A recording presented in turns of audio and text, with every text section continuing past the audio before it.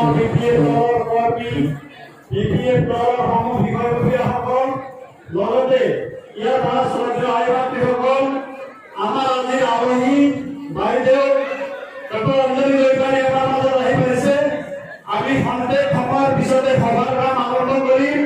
গতিকে কাৰণে সংগ্ৰাম কৰি আমি আমাক যে ভাৰত চৰকাৰে বা সংবিধান প্ৰদত্ত ক্ষমতা অনুযায়ী দিলে সেইটো একো অৰ্থ নাথাকে আচলতে। এইটো আমি এইটো শাসন কৰিব পাব লাগিব।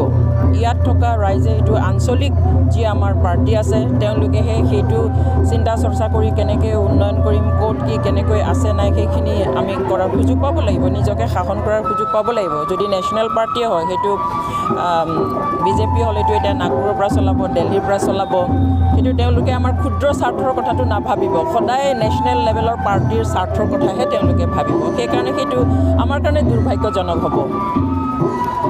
যিটোলৈকে বিজেপিয়ে মানে দখল কৰিম বুলি কৈছে, 15 তাৰিখত সিহঁতে শাসনটো ল'ব বুলি কৈছে, শপত গ্ৰহণ কৰিব কৈছে।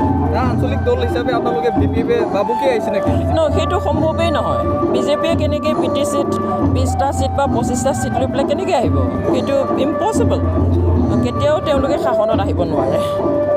বিজেপিৰ কেনেকুৱা দেখা পাইছে আপোনালোকৰ আজি মেলা? আমাৰটোতো আমি যিখিনি দেখি আছোঁ, আমি এতিয়া যিটো জইণ্ট মাছ গেডাৰিংবিলাক আমি কৰাই নাই, কেৱল মহিলাসকলৰ গেডাৰিংবিলাক আমি কৰি আছোঁ। তাতেই এনেকুৱা মানে সমৰ্থন, এনেকুৱা ৰাইজ ওলাই আহিছে, বিশেষকৈ মহিলাসকল।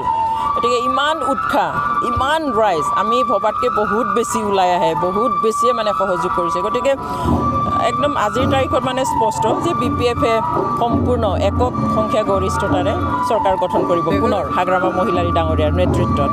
দেখা গৈছে বিজেপিয়ে উত্তৰ পূৰ্ব অঞ্চলত চব ৰাজ্যতে বা কাউন্সিলত মানে চৰকাৰ দখল কৰিলে, ব্ৰিটিছকো ল'ব নেকি? সেইটোৱে তেওঁলোকে অসমতো বিভিন্ন কাউন্সিলবিলাকক লৈছে আৰু সেইটো তেওঁলোকে এতিয়া যিসকলে ছাপৰ্ট দি পেলাই বিজেপিক ৱেলকাম কৰিছিলে তেওঁলোকে এতিয়া কয় যে সেইটো হোৱা উচিত নাছিল। এতিয়া সকলো জনজাতিৰ বিভিন্ন লোকে মানে আমাকো কয় যে এতিয়া কাৰ্বি আংলং ল'লে, ডিমা হাছাও ল'লে, মিচিং ল'লে, কিন্তু আমাৰখিনি বাচি আছিলে। গতিকে এনেকৈ গ্ৰাস কৰাৰ কথা চিন্তা কৰিব নালাগে আচলতে। তেওঁলোকেও বুজিছে আৰু আমাৰ এতিয়া সময় আছে, এই সময় থাকোঁতেই আমি সকলোৱে বুজা উচিত BTC-ত যিমান আমি মানুহ আছোঁ, কেৱল ট্ৰাইবেল বড়ো বুলি নহয়, BTC-বাসী আমি যিমান আছোঁ সুখ শান্তিৰে আছোঁ যোৱা 15টা বছৰে।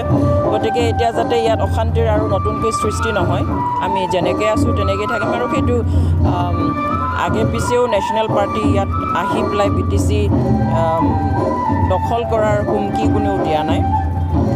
এতিয়াও এইটো আমাৰ যি অধিকাৰ, সেই অধিকাৰটোলৈ জীয়াই থাকিবলৈ দিলে হয়তো অশান্তি নহ'ব। দিছপুৰত একেলগে বিজেপি বা সেইটো ডাঙৰ বিশ্বাসঘাতকতা, যিটো মানে আমি কল্পনাও কৰিব নোৱাৰোঁ আমাৰ দৰে সাধাৰণ মানুহে, যে তেওঁলোকক যেতিয়া প্ৰয়োজন হ'ল তেতিয়া ব্যৱহাৰ কৰিলে।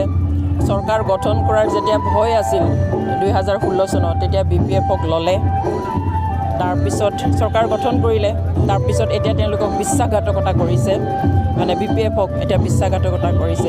সেইটো মানে অত্যন্ত দুৰ্ভাগ্যজনক। আপুনি ভাবে নেকি BPF বা বিজেপি মানে 100% ভাগ মিলিলে? সেইটো ফাট মেলা নেমেলা সেইটোতো বস্তু নহয় ফাট মেলিবলৈ, কিন্তু তেওঁলোকে স্পষ্ট কৰি দিলে যোৱাকালি যে BPF তেওঁলোকৰ শত্ৰু, তেওঁলোকে সেইটো কৈছে। আমাৰ ফালৰ পৰা আমি ভবা নাই, হাগ্ৰামা মহিলাৰী ডাঙৰীয়ে কেতিয়াও কোৱা নাই, আক্ৰমণ কৰা নাই বা তেনেকুৱা কথা ভাষা ব্যৱহাৰ কৰি কেতিয়াও কোৱা নাছিলে। কাৰণ সেইখিনি মানে যিহেতু ৰাজ্যিক লেভেলত আছে, সেইটো সন্মান সদায় জনাই আহিছিল BPF-ৰ ফালৰ পৰা। 15 বছৰে BPF-এ অসমত সহযোগী চৰকাৰ বনোৱাত মানে সহযোগী কৰি আহিলে, কিয় কাৰণে আজি মানে দূৰত্ব? সেইটোৱেইটো বিশ্বাসঘাতক। মন্ত্ৰী হিমন্ত বিশ্ব শৰ্মা ডাঙৰীয়াই কালি কৈছে যে অঞ্জলি দৈমাৰী বাইদেৱে BPF-ৰ হৈ কেম্পেইন কৰি আছে। আগতে অঞ্জলি দৈমাৰী বাইদেউক ভয় কৰি আছিল, কিন্তু আজিকালি ভয় নকৰে বুলি মন্ত্ৰী ডাঙৰীয়াই কৈছে। মই BPF-ৰ হৈ মই প্ৰচাৰ চলোৱা নাই, মই এতিয়া BPF-ৰ এগৰাকী মই সক্ৰিয় সদস্য আৰু মোৰ দায়িত্ব BPF-ৰ হৈ প্ৰচাৰ চলোৱা নিৰ্বাচনৰ সময়ত। মই সেইটো আচৰিত পাইছোঁ যে মোক আগতে ভয় কৰি আছিলে, এতিয়া আৰু ভয় কৰাৰ কোনো প্ৰয়োজন নাই বুলি কৈছে। আমাক ৰাইজে ভয় কৰি নহয়, আমাক মৰম কৰি ভাল পাই আমাৰ লগত আহে, কিন্তু এটা কথাত মই ভাল পাইছোঁ যে মোক তেওঁৰ ইলেকশ্যনৰ কেম্পেইন কৰাৰ প্ৰথম কেম্পেইনৰ সভাখনতে তেওঁ মোৰ নাম লৈ ইম্পৰ্টেঞ্চ লৈছে, মোক হয়তো তেওঁ এটা ফেক্টৰ বুলি ভাবিছে আৰু তেওঁ মোৰ নাম ইয়াত আহি পেলাই প্ৰথম দিনতে লোৱাৰ কাৰণে মই তেখেতক ধন্যবাদহে দিম।